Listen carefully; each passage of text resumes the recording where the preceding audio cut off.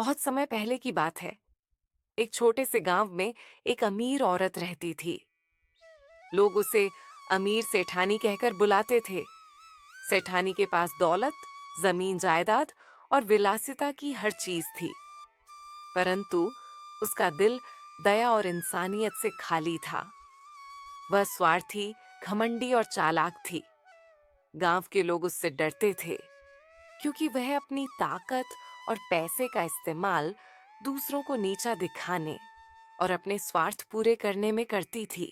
सेठानी के पास गांव की सबसे बड़ी हवेली थी। वह गांव के गरीब किसानों से उनकी जमीनें हड़पने के लिए ऊंचे ब्याज पर कर्ज देती थी।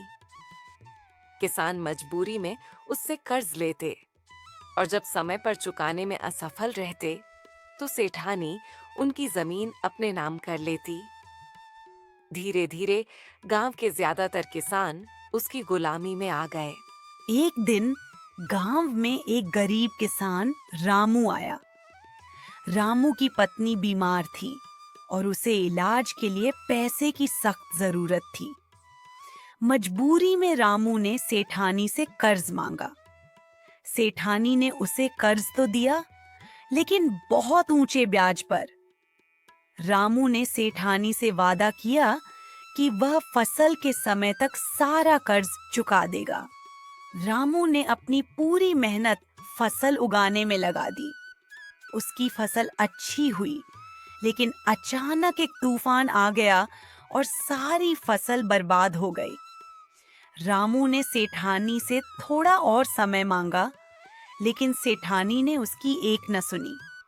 उसने रामू की जमीन अपने नाम कर ली और उसे घर से बाहर निकाल दिया। रामू और उसका परिवार सड़क पर आ गए। गांव के दूसरे लोग यह सब देख रहे थे, लेकिन कोई भी सेठानी के खिलाफ कुछ कहने की हिम्मत नहीं करता था। सेठानी की ताकत और पैसे का डर सबके दिलों में था। एक दिन गांव में एक साधु आए। वह बहुत ज्ञानी और शक्तिशाली थे। उन्होंने गांव वालों से उनकी परेशानियों के बारे में पूछा। सभी ने सेठानी के अत्याचारों की कहानी सुनाई। साधु ने सेठानी से मिलने का फैसला किया। साधु ने सेठानी से कहा, तुम्हारे पास इतनी दौलत है, लेकिन तुम्हारा दिल पत्थर का है।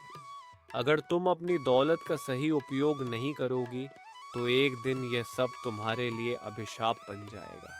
सेठानी ने हंसते हुए कहा, मेरी दौलत मेरी ताकत है। मुझे किसी की जरूरत नहीं। मैं जैसी हूँ वैसी ही ठीक हूँ। साधु ने चेतावनी दी। अगर तुमने अपनी आदतें नहीं बदली तो तुम्हारी सारी दौलत तुम्हारे विनाश का कारण बनेगी। सेठानी ने साधु की बात को मजाक में उड़ा दिया, लेकिन साधु ने जाते जाते उसे श्राप दिया। तुम्हारी अमीरी तुम्हें कभी सुख नहीं देगी। तुम्हारी हर चालाकी तुम्हारे खिलाफ जाएगी।